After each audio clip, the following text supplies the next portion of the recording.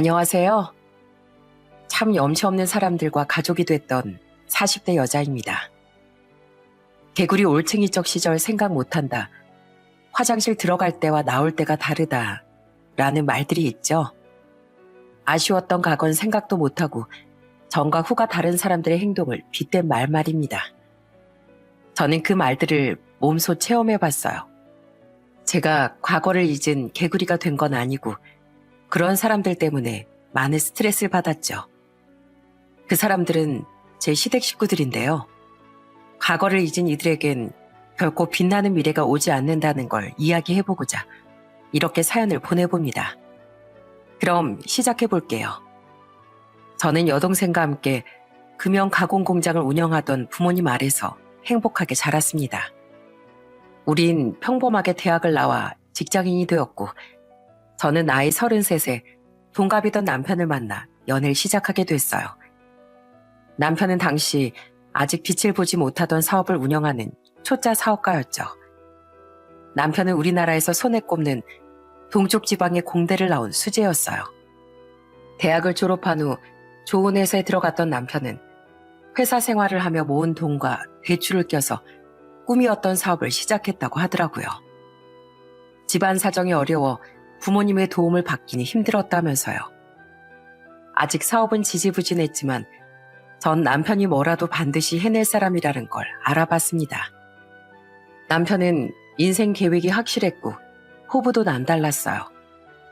참 똑똑하고 인생을 살아감에 있어 배울 점도 많은 남편은 딱 제 이상형이었죠.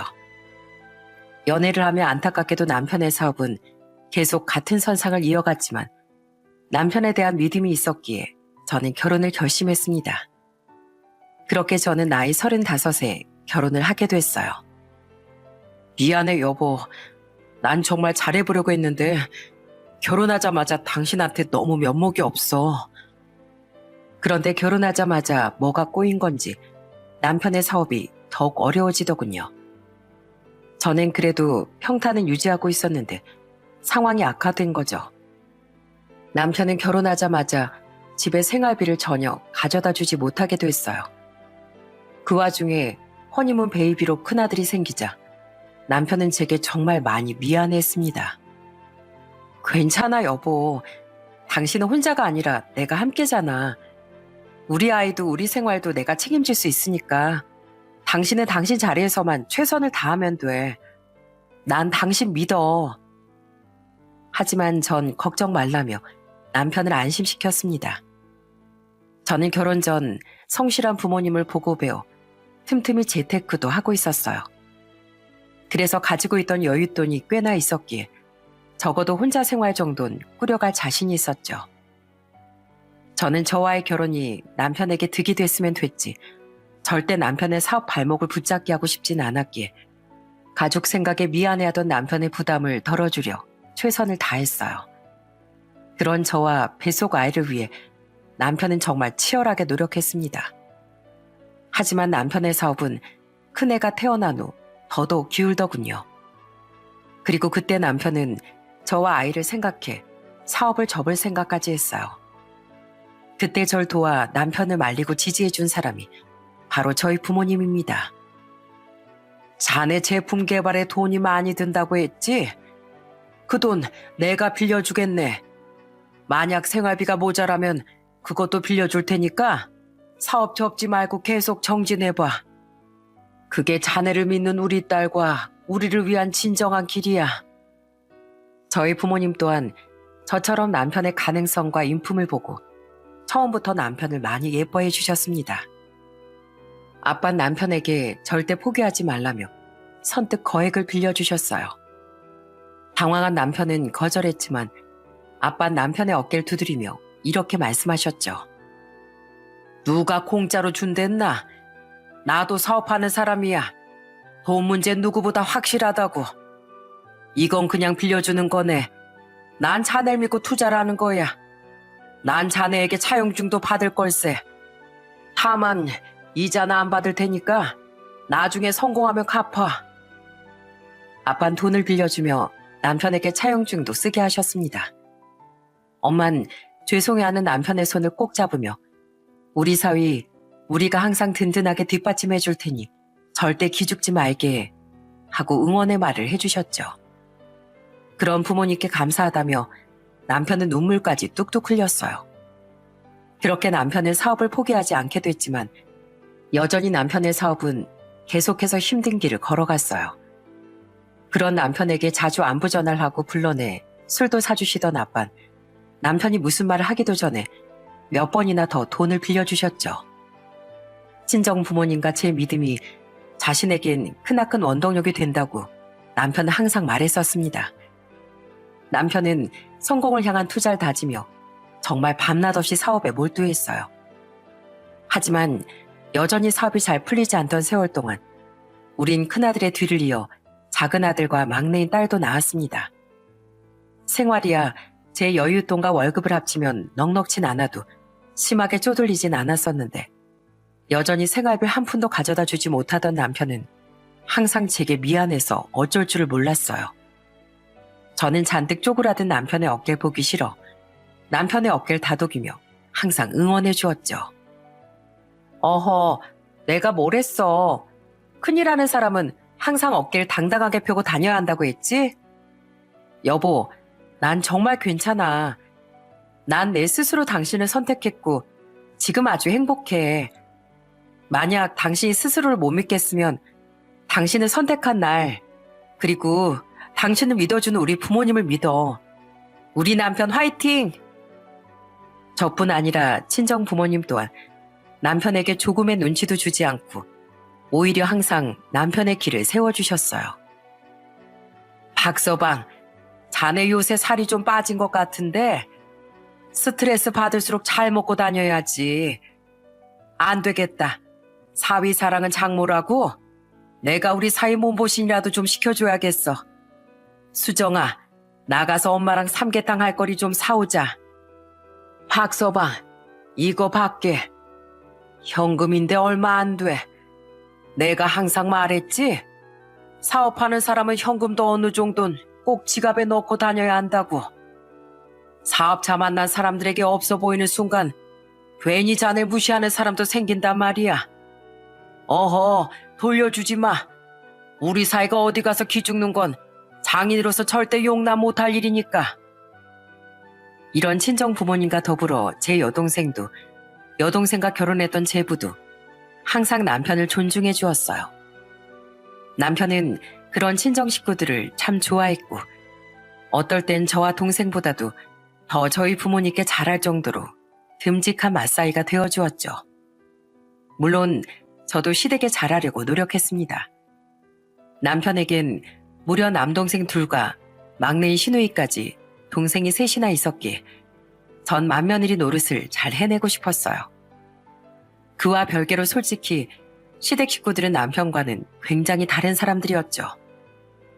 시댁은 넉넉했던 친정과 달리 형편이 어려웠는데 남편의 말론 시부모님이 그리 성실하지 않은 분들이셨다고 해요. 아버진 평생 일을 하다 말다 하셨고 어머닌 주부로 사셨어. 아버진 자식들이 전부 성인이 되자마자 아예 일을 하지 않으셨는데 그때도 어머닌 일할 생각이 없는 건 마찬가지셨어. 오히려 자식들이 하나둘 직장인이 되니까 틈틈이 용돈을 요구하셨지. 특히 좋은 회사를 들어갔던 나한텐 두 분 모두 다달이 용돈을 달라고도 하셨어. 남편은 형편이 어렵다며 학원 한번 보내주지 않던 시부모님의 도움 대신 친구들과 선생님들의 도움으로 공부해 스스로 대학에 갔다더군요. 그래도 키워주신 부모님께 감사해 용돈을 드렸다고 하더라고요. 하지만 남편이 사업을 시작하며 사정이 힘들어지자 그때부턴 용돈을 드리지 못했다네요. 그래도 여전히 시부는 일을 하지 않았고 생계를 위해 그나마 시모가 청소일을 시작했다고 했죠. 이렇듯 성실함과는 먼 분들이었지만 그래도 결혼 생활 내내 생활비 한 번 못 주던 남편을 응원해주는 제게 항상 미안하고 고마워하셨습니다. 너한테도 상돌 믿고 도와주시는 사돈 어른들께도 너무 미안스럽고 고마울 따름이야. 항상 고맙다 우리 며느리. 한편 남편의 동생들도 썩 성실하지 않게 마찬가지였어요. 그나마 남편의 바로 아래 동생인 큰 시동생은 지방에서 중소기업을 다니며 스스로 밥벌이는 하고 살았어요. 하지만 어려운 형편에 그 벌이로 결혼할 자신은 없다며 비혼을 선언했었죠. 문제는 그 아래 작은 시동생과 시누이였어요. 작은 시동생은 시부를 닮아 일이 조금만 힘들어도 금세 그만둬 버리던 사람이었습니다. 조금 일하다 그만두고 또 다른 일을 구했다가 금세 그만두길 반복했죠. 형님, 저희 남편이요. 이번에 또 일을 그만뒀대요. 그리고선 집에서도 애들도 안 보고 집안일도 손 하나 까딱 안 해요. 맨날 저만 혼자 집안일에 육아에 돈까지 벌어오고 너무 힘들어요. 그러니 돈이 모일 리가 없었지만 시동생은 우리보다 2년 일찍 결혼까지 했었습니다. 심지어 아이도 둘이나 낳아 늘 동서가 너무 힘들어 하더라고요. 저는 그런 동서가 안쓰러워 가끔 만나서 밥을 사줬어요. 동선 그런 절 좋아하며 자주 하소연도 했죠. 저는 시동생이 참 무책임하고 한심하다고 생각했어요. 그래도 제게 항상 넉살 좋게 형수님 형수님 하며 웃었기에 저도 늘 시동생을 웃는 낯으로 대하긴 했습니다. 마지막으로 막내인 시누인 꾸준히 직장을 다니긴 했지만 성형과 명품에 환장하던 사람이었어요. 아가씨, 겉모습에 신경 쓰는 건 좋지만 다 감당이 되고 있는 거 맞아요? 제가 정말 제 동생 같아서 걱정돼서 하는 말이에요. 에이, 괜찮아요, 새언니. 뭐 카드값이 너무 많이 나오니까 대출받아서 갚기도 하고 돌려막기도 하고 있긴 한데요. 정 급할 땐 명품 옷이랑 가방 하나씩 처분해서 위기 모면하면 되거든요. 아가씨, 그러다 진짜 파산해요. 괜찮아요, 괜찮아. 새언니, 여자는 미모가 생명이에요. 이렇게 얼굴에도 신경 쓰고 잘 꾸미고 다녀야 돈 잘 버는 남자를 낚아서 떵떵거리고 살죠. 저한테 잔소리만 하지 마시고 새언니도 평소에 명품도 좀 사고 시술도 받고 하세요. 저러다가 오빠 바람난다니까요. 전 제 남편 믿어서 괜찮아요. 명품하고 시술은 없어도 팩도 자주 하고 옷도 깔끔하게 입고 다니고요. 야, 막내 너 언제까지 그렇게 철없는 소리 하고 다닐래? 그리고 나한텐 네 새언니밖에 없거든? 그러니까 너나 겉모습 말고 내면을 좀 갈고 닦아. 외모만 보고 좋다고 하는 남자 중에 제대로 된 사람 없어. 돈도 좀 아껴서 쓰고 이 철딱선이야. 신우인 남편이 큰 회사에 다닐 땐 자꾸 용돈을 달라고 졸라대서 남편이 크게 혼낸 적도 있다더군요. 남편은 신우이뿐 아니라 작은 시동생도 크게 걱정하며 잔소리를 아끼지 않았어요. 그때마다 두 사람은 반성은커녕 슬쩍 도망가기 바빴지만은요. 이렇듯 제가 때론 존경도 하던 남편과는 참 다른 사람들이었지만 그래도 모두 절 나쁘게 대하진 않았기에 저도 시댁 식구들과 원만하게 지내며 시댁의 맏며느리 도리를 다할 수 있었습니다. 그리고 결혼한 지 6년 뒤 남편의 사업은 드디어 흑자 전환이 되기 시작했어요. 당시 엄청난 노력 끝에 개발했던 제품이 대박이 났거든요. 사업을 시작한 지 거진 10년 만에요. 남편은 결혼 6년 만에 처음 제게 생활비를 가져다 주며 오열했습니다. 여보, 그동안 고생 많았어.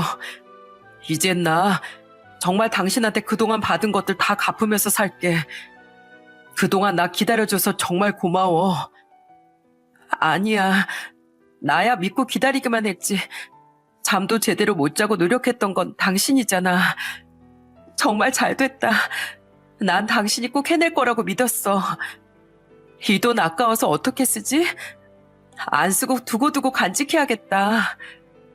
너무도 기다려왔던 순간에 저 또한 남편을 얼싸안고 함께 통곡했습니다. 남편은 제 돈이 아닌 자신이 직접 번 돈으로 처음 저희 부모님께도 용돈을 드렸어요. 두 분께 큰절까지 하면서요. 장인어른, 장모님, 이 못난 마사이 한 번도 의심하지 않고 기다려주셔서 감사드립니다. 이건 단순한 돈이 아니라 두 분께 드리고 싶은 제 마음이에요. 비록 얼마 안 되는 돈이지만 앞으로 이것보다 10배, 100배는 넘게 효도하며 살겠습니다. 두 분이 아니었다면 전 진즉에 사업을 포기했을 거예요. 정말 감사드립니다. 감격스럽긴 저희 부모님도 마찬가지 모양이셨어요.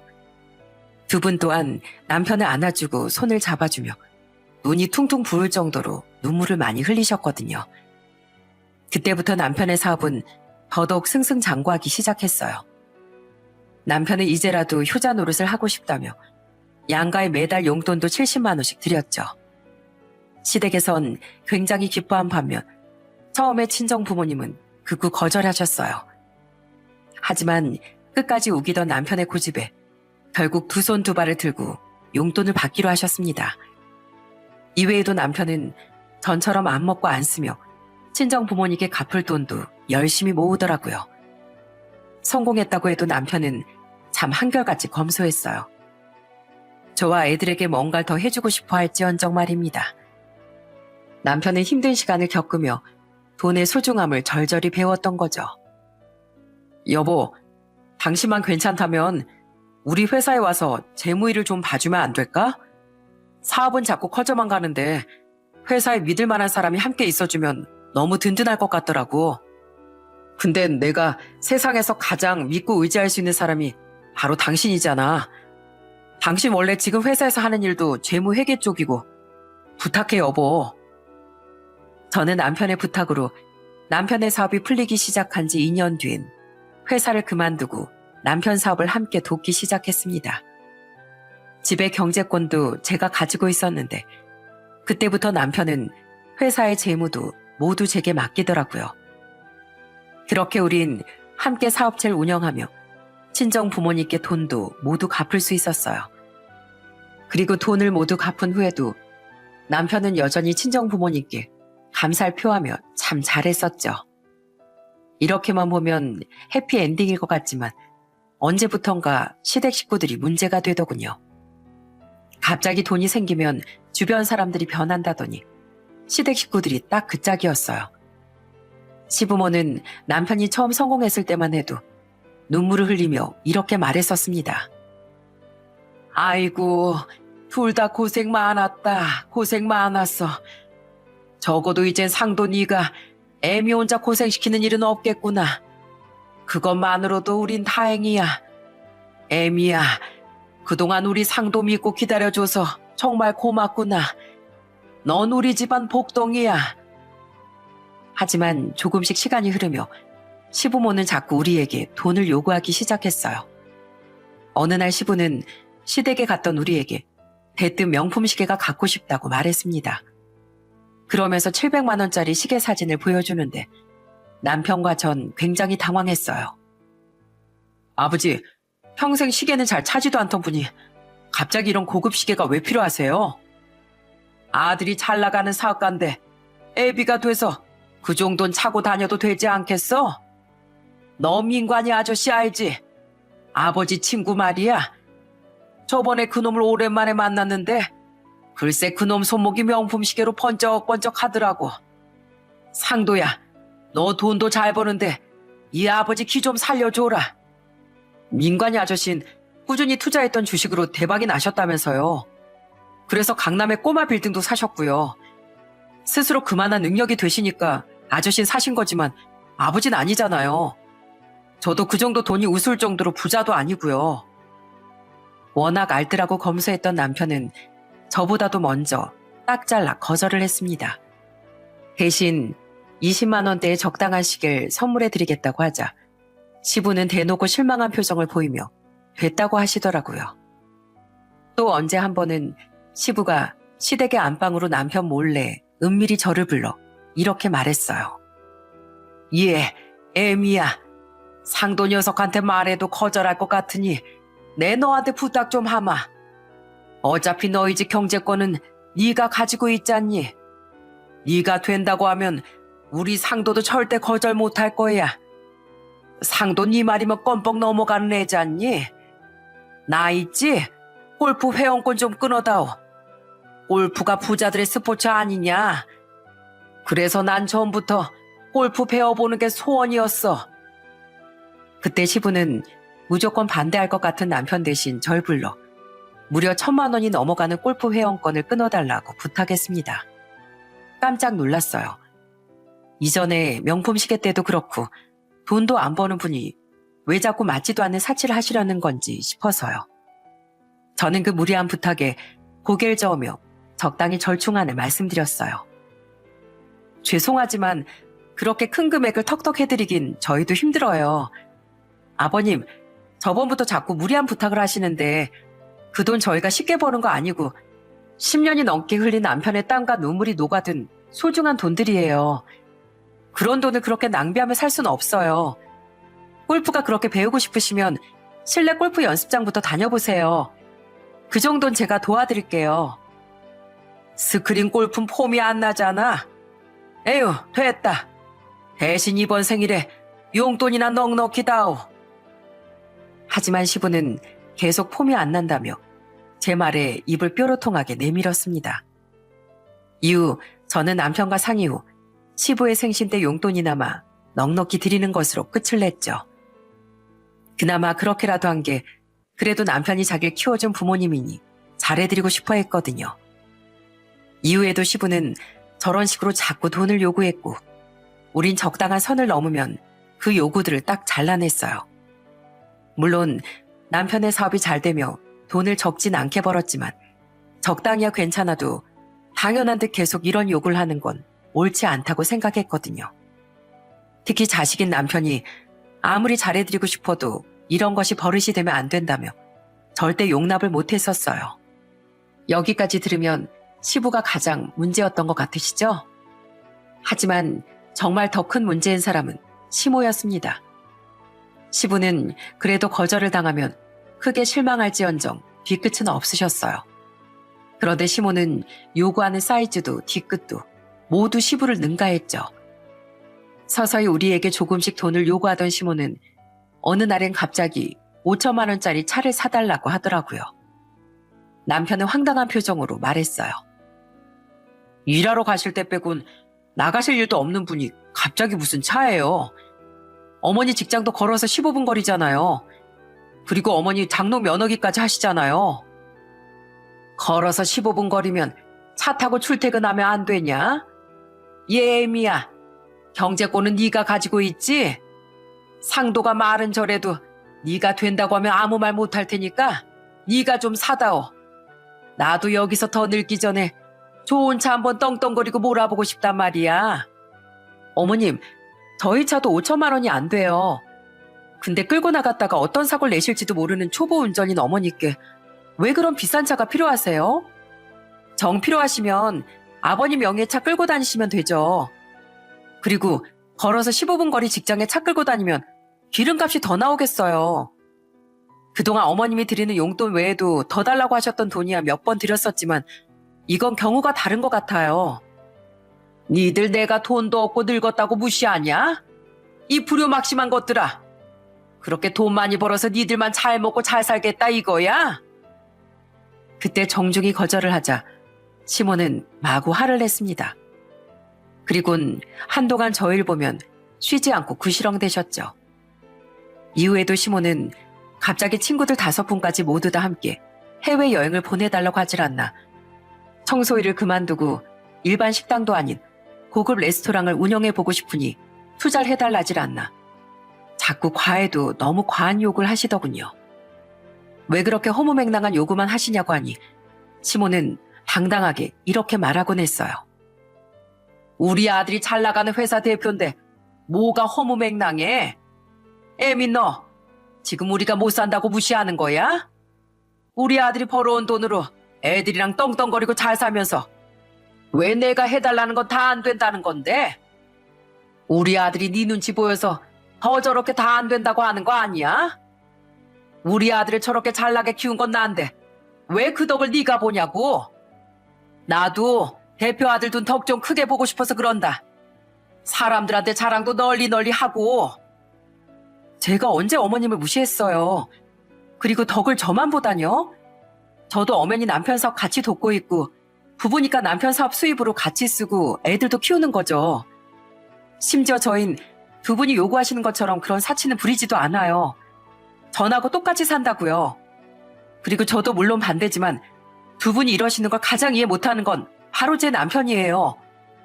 또 성공한 자식 자랑을 꼭 여러 사람 다 같이 해외여행 보내주고 고급 레스토랑 같은 걸 차려드려 할 수 있는 건가요?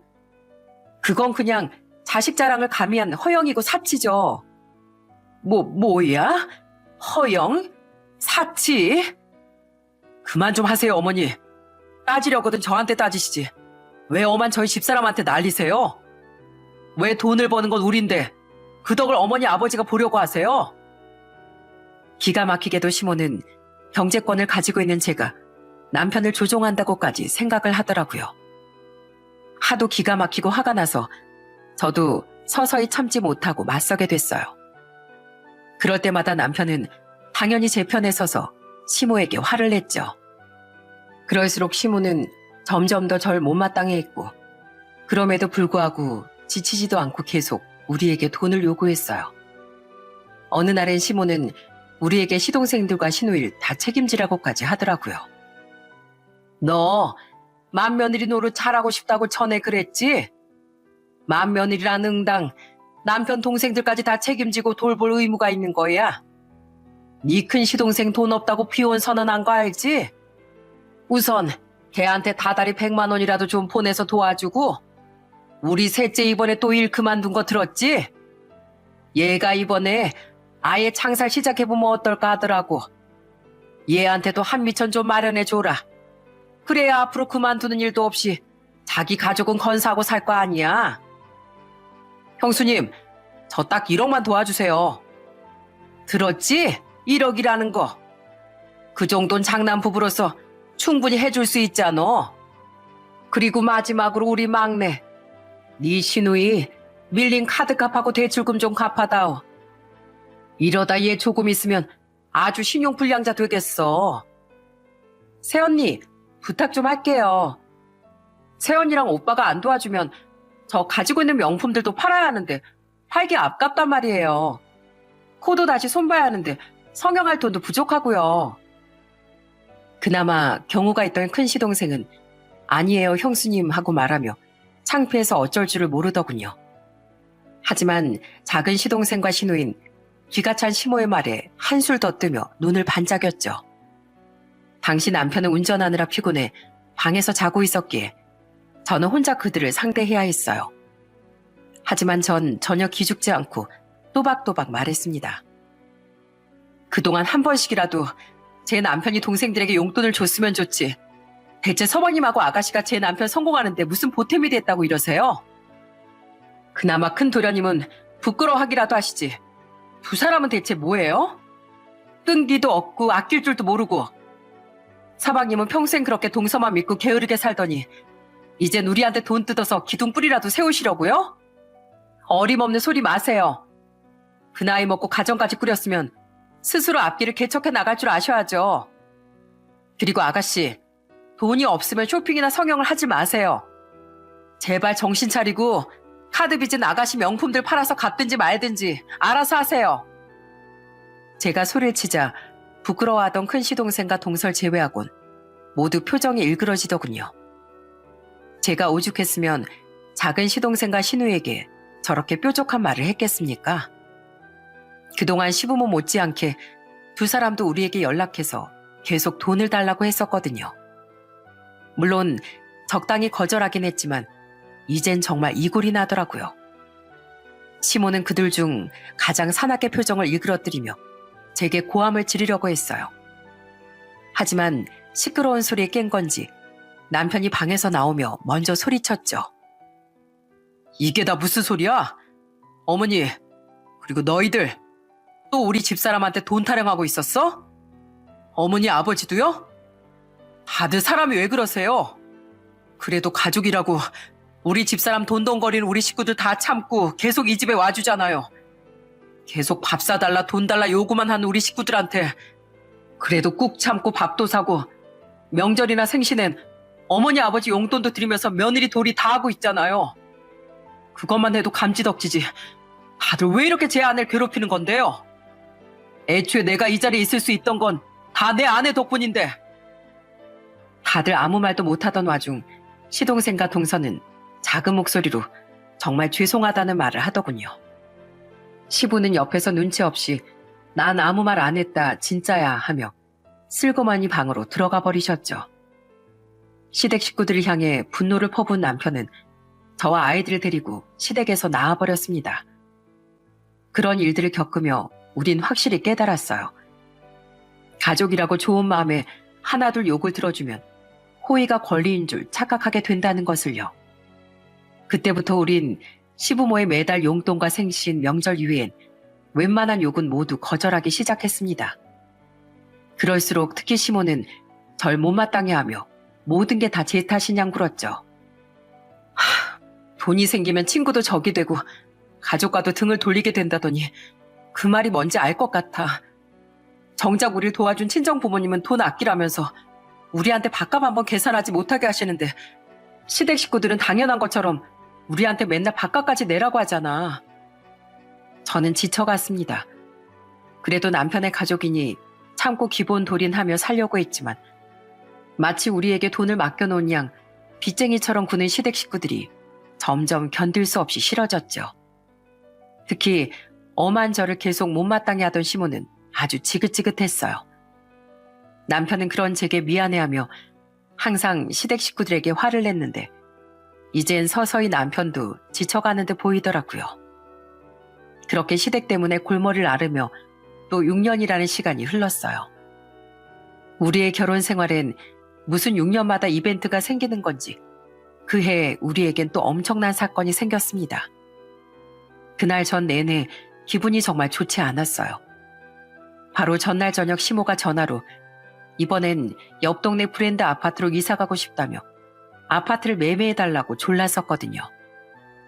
절 싫어하면서도 경제권이 제게 있으니 또 제게 그런 요구를 했던 거죠. 무슨 몇 억이 뉘집 개 이름도 아니고 황당하게 이를 데가 없었어요. 지금 저희도 아직 구축 아파트에 살고 있는데 그게 말이나 되는 소리예요? 정말 도가 지나치시네요, 어머님. 진짜 그 말도 안 되는 소리 좀 그만하세요. 뭐야? 야, 넌 이 나이 먹도록 오래된 빌라 사는 시부모가 가엾지도 않냐? 사사건건 이렇게 반대만 하고 나선다 이거지? 오냐, 나도 이제 참을 만큼 참았어. 너네가 이번엔 절대 가만 안 있을 줄 알아. 그때 시모는 제 거절에 시근덕대며 전화를 툭 끊어버리더군요. 저보다 늦게 퇴근한 남편이 이야기를 듣고 다시 시모에게 전화해 크게 화를 내긴 했지만 시모로 인한 불쾌함은 다음날 내내까지 이어지더라고요. 그런데 그날 저녁 시모가 시누이와 함께 저희 집에 찾아오지 않았겠어요? 남편은 지방 출장 때문에 좀 늦게야 집에 들어올 거라고 했더니 시모는 이미 알고 온 거라고 당당하게 말을 하더라고요. 남편에게 이미 전화를 해봤다면서요. 그리고는 제게 정말 황당한 말을 내뱉는 겁니다. 예, 너 이만하면 우리 아들 덕볼 건 다 보지 않았니? 그러니까 이제 그 어울리지도 않는 대표 사모님 자리 내려놓고 우리 아들이랑 이혼하거라. 뭐라고요? 갑자기 무슨 그게 뚱딴지 같은 소리세요? 뚱딴지? 예, 내 말보다 네 존재 자체가 사실 우리 아들 옆에 있기에도 뚱딴지 같았어. 솔직히 너 우리 아들 회사에서 사모님 행세하고 다니는 거 진짜 주제 넘는 짓인 거 알지? 너 원래 그냥 중소기업 직원이었잖아. 넌 그냥 우연찮게 대박 로또를 긁게 된 거지. 사실 우리 아들 없으면 아무것도 아니잖아. 그러니까 우린 너 이혼시키고 시댁 식구들 소중하고 어려운 줄 아는 젊고 참한 며느리 새로 드릴 거다. 우리 아들이 지금은 좀 반발하겠지만 나중엔 오히려 우리한테 고마워할걸. 젊고 예쁜 데다 순종적인 아내를 안 좋아하는 남편이 어디 있겠니? 맞아요, 새언니. 내가 말했죠? 여자는 외모가 생명이라고. 평소에 관리도 잘 못해서 주름살 자글자글한 새언니한테 오빠도 말은 안 해도 질리고 있을걸요? 솔직히 오빠 정도면 어리고 예쁜 여자들이 줄을 설 테니까요. 제가 그래도 정이 있어서 이렇게까지는 안 하려고 했는데 새언니 때문에 오빠가 더 우리 가족을 등한시하는 것 같아서 저도 엄마 의견에 동참한 거예요. 우리 오빠가 원래 얼마나 착한 사람이었는데 이게 다 새언니가 오빠를 조종해서 생긴 일이라고요. 우리 막내 말 한번 잘한다. 애미 너만 아니었어도 우리 아들이 우리한테 이렇게 매몰차게 굴지는 않았을 거야. 너랑 이혼 안 하면 인연까지 끊는다고 으름장 놓을 생각인데 그렇게까지 하면 우리 아들이 그래도 가족을 선택하지 않겠니? 그러니까 우리 아들한테 버림받기 전에 네가 알아서 네 발로 이혼하자고 하고 나가거라. 우린 너한테 덜 비참해질 기회를 주려고 온 거야. 당연히 우리 손주들은 두고. 시모와 시누인 황당하게도 제게 이혼을 하라고 종용하러 온 거더라고요. 저는 기가 막혀서 입을 떡 벌리고 있다 안방 서랍장에서 종이들을 몇 장 꺼내왔습니다. 그리고 냅다 시모의 얼굴에 뿌려버리고 소리쳤죠. 아이고 깜짝아. 이건 또 뭐야? 제 남편이 누구 덕에 성공할 수 있었는지 증명해주는 종이요. 우리 아빠가 그동안 제 남편한테 빌려주신 돈에 대한 차용증들이에요. 그것들하고 제 도움이 아니었다면 과연 어머님 아들이 여기까지 올 수 있었을까요? 뭐 언젠가 성공할 수 있었겠지만 이렇게 빠르겐 못했을 거예요. 근데 제 남편이 힘들 때 도움은커녕 아무것도 못해준 사람들이 이제 와서 나한테 이혼하라고요? 언젠 그렇게 우리 고마운 며느리하고 쩔쩔매더니 개구리 올챙이적 생각 못한다는 말이 딱 지금이네요. 그죠? 제가 들고 온 건 바로 남편이 아빠에게 돈을 빌리며 썼던 차용증들이었습니다. 돈을 모두 갚은 후 버리려고 했지만 남편은 친정에 대한 고마움을 잊지 않겠다며 그것들을 소중히 보관하고 있었거든요. 시모와 신우에게 열이 받은 전 그들의 뻔뻔함을 깨우쳐주려 그것들을 뿌려버린 거죠. 하지만 시모는 부끄러워하기는커녕 더욱 패악을 부렸어요. 그래, 내가 원하고 없이 살아서 우리 아들 힘들 때 못 도와줬다. 근데 꼭 돈이 많아서 도와줄 수 있어야지만 부모니? 나 너면이 우리 아들을 키워주고 낳아줬어. 근데 어디서 돈 몇 푼 도와준 거 가지고 유세야, 유세가. 낳아줬다고 다 진정한 부모인가요? 그래요, 돈 못 도와줄 수 있죠. 하지만 적어도 아들이 성공했다고 저금통 취급하면서 아들 인생까지 망치러들지 말아야죠. 지금 어머님처럼요. 자기 욕심만 채우려고요. 어머님은 지금 제 남편 부모 자격을 스스로의 손으로 내버리고 있는 거예요. 그리고 아가씨도 똑같은 사람이에요. 한심하다 생각은 했지만 이렇게 머리가 텅 빈 사람일 줄은 생각도 못했네요. 속만 텅 빈 줄 알았더니요. 뭐라고요? 새언니, 지금 말 다 했어요? 전 아이들이 들어가 있는 방문을 걱정스러운 눈빛으로 한 번씩 바라보며 그들에게 쓴소리를 내뱉었습니다. 그리고는 안에서 다 듣고 있을 애들이 더 무서워하기 전에 얼른 그들을 쫓아내버려야겠다고 생각하던 와중 빠르게 비밀번호가 눌리는 소리가 들리더니 현관문이 벌컥 열리더군요. 문을 열고 황급히 집에 들어선 사람은 바로 남편이었어요.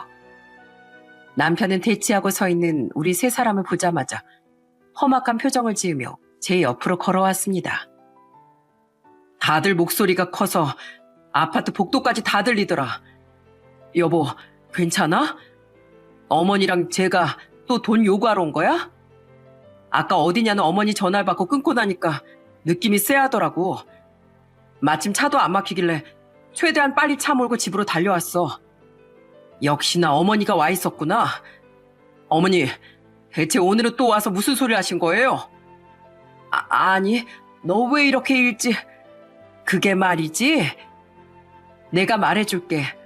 당신 엄마랑 동생이 나 같은 아무것도 아닌 늙은 여잔 당신하고 안 어울린대.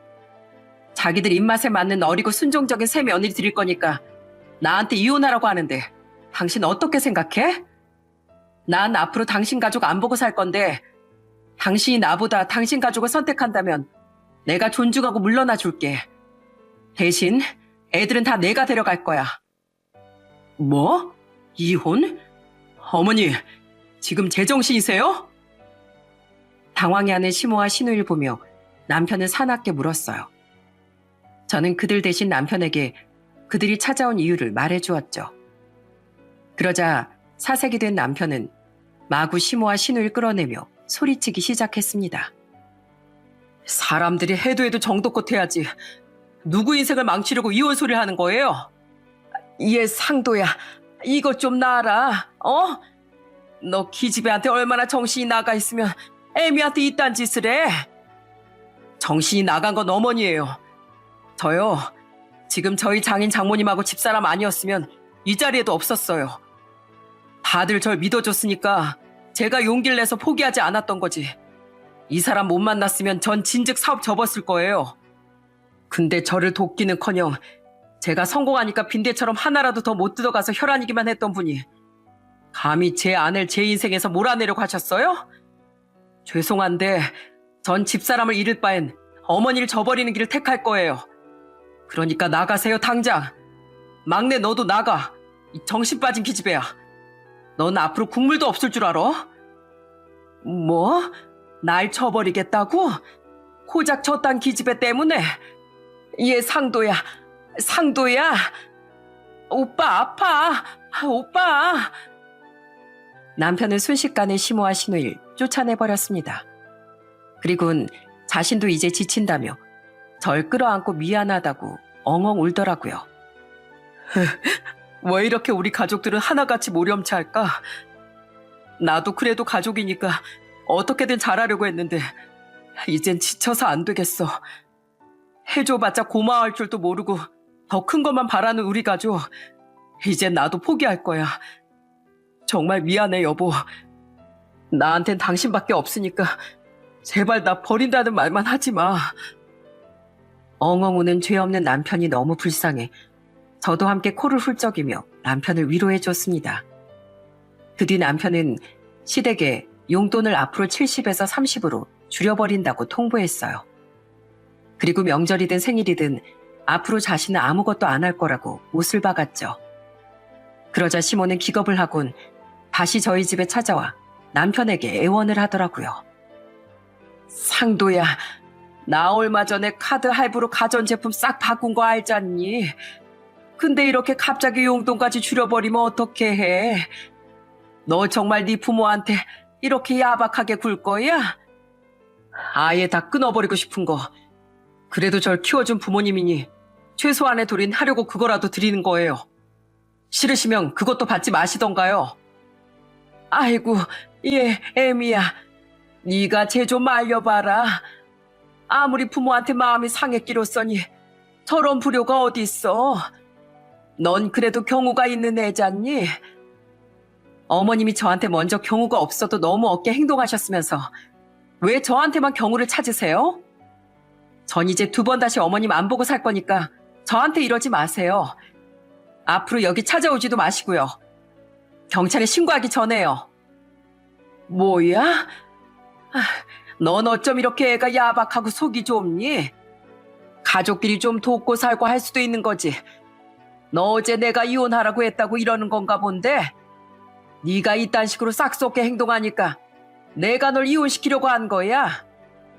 네, 그러시든 말든 제 남편은 이혼하기 싫다고 하니까 어머님 알아서 하시고요. 나가시라고요. 경우도 없고 싹수 없는 전 너무 약이 올라서 진짜 눈에 뵈는 게 하나도 없으니까요.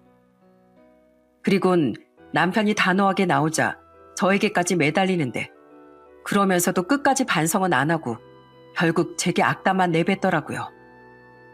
결국 시모는 저와 남편에 의해 다시 집에서 쫓겨나고 말았죠. 그 뒤 전 시댁에 전혀 왕래를 하지 않고 살았어요. 남편만 1년에 딱 2번 명절에만 잠깐 가서 얼굴을 비추고 올 뿐이었습니다. 그때 시모와 신우의 폐악을 방에서 다 들었던 저희 아이들은 자기 할머니와 고모라면 질색을 했기에 저처럼 시댁에 가지 않고 있죠. 그렇게 2년이 지났고 남편은 여전히 시댁에 딱 30만 원 외엔 아무것도 안 드리고 살고 있어요. 웃긴 건 시모는 이후에도 포기하지 않고 남편이 명절에 가면 은근하게 저와의 이혼을 종용했다는 거예요. 대체 어머니는 언제나 정신을 차리실까? 내 마지막 남은 인내도 바닥이 나는 것 같아서 마지막으로 말씀드렸어. 용돈 30도 나와의 인연도 영영 끊기고 싶지 않으면 이젠 진짜 그만하시라고 말이야. 결국 남편의 으름장을 듣고 나서야 시모는 잠잠해졌다고 합니다. 하지만 여전히 시모는 은근하게 남편을 떠보며 정신을 차리지 못하고 있다네요. 한편 몇 달 전 아주 오랜만에 시부에게 전화를 받게 됐어요. 받지 않으려다가 그래도 뭐라고 하시는지 드러나 보자 싶어 저는 그 전화를 받았었어요. 아이고, 애미야, 잘 지내냐? 에휴, 난 요즘 맨날 네 시애미랑 싸우고 지낸다. 왜 가만히 있는 너한테 이혼을 요구해서 이 사달을 만들었냐고 말이다. 애미야, 내가 네 시애미 아주 혼쭐을 내놨거든. 그러니까 이제 그만 화 풀고 그 여편네 좀 용서해 주거라. 그리고 다시 용돈이라도 좀 올려주면 안 되겠니? 월에 30 가지고 누구 코에 붙이냐? 죄송한데 아버님, 전 사과조차 없는 분을 용서고 뭐고 할 일도 없고 더 이상 두 분께 돈을 드릴 생각도 없어요. 아버님부터가 저한테 미안함은커녕 역시나 아직도 돈만 바라고 계시는데 이미 그 집에 마음 접은 제가 대체 왜 그렇게 하겠어요? 그러니까 저한테 아무것도 바라지 마세요. 이만 끊겠습니다. 하지만 결국 전화한 이유는 역시나 돈이더군요. 전 여전히 게으르게 자식의 돈만 탐하던 시부의 전화를 정중히 끊어버렸죠. 그 후 얼마 지나지 않아 전 동서에게 오랜만에 전화를 받았어요.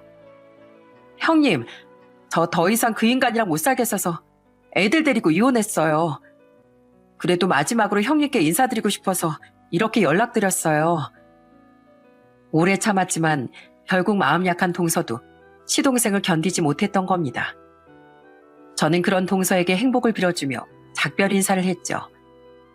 이번 추석에 시댁에 잠시 다녀온 남편에게 듣기로 지금 작은 시동생은 시댁에 들어가 빈둥거리며 살고 있다고 하더라고요.